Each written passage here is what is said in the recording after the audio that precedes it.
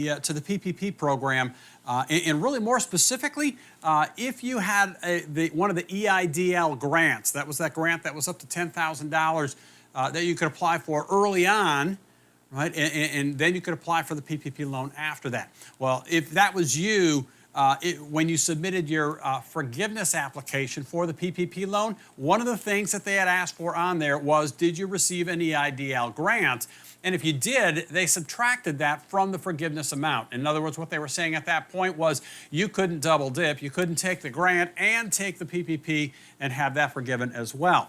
Well, an update to that, with the bill that was signed on December 27th by President Trump, that has changed a little bit.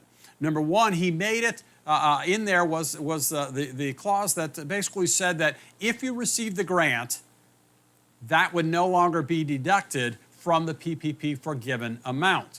Right? So if you haven't filed your forgiveness amount and you did receive that grant, then at this point, you won't have to even fill that line in anymore on your application. For those of you who have already submitted for forgiveness and first off haven't received those funds yet, the SBA is automatically disregarding that line on the application. All right, so even if you filled out the application, you said you received that up to $10,000 grant, they're going to ignore that portion and go ahead and forgive the entire amount.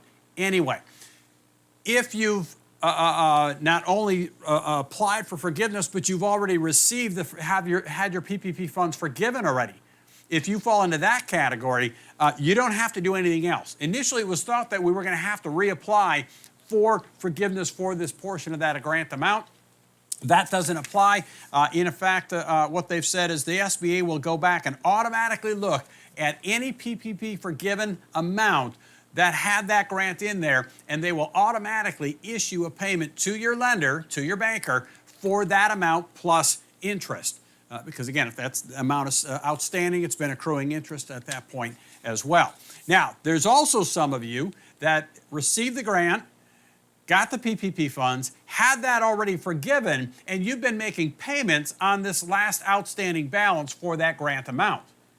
If that's the case, basically, again, they will go back and just automatically pick that one up, eventually issue a credit to the bank. The bank is responsible then for notifying you that, hey, that amount has now been forgiven. If there's still some other amounts there, they'll give you that new amortization schedule for that.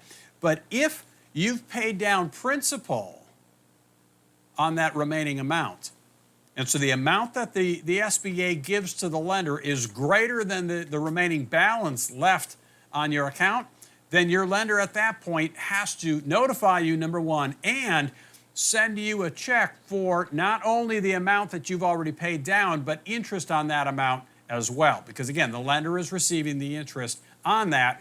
If you've already paid it, they need to give that money back to you. So a nice update on that one. This is actually one that you don't have to fill in extra information for. Again, SBA will be picking those up automatically and issuing that back to your lender, who in turn will notify you. So hopefully that helps. If you've got any additional questions, I will post. This was actually issued. It was document 5000-20075, issued by the SBA on January 8th of 2021. I will post this on the Untangle page, www.grandyassociates.com/untangle, that you can find on our website. If you have any questions, feel free to reach out to me. If you found this helpful, do me a favor. Again, hit the like button down below. That just makes it come up a little bit easier in searches for other contractors just like you who have this same question.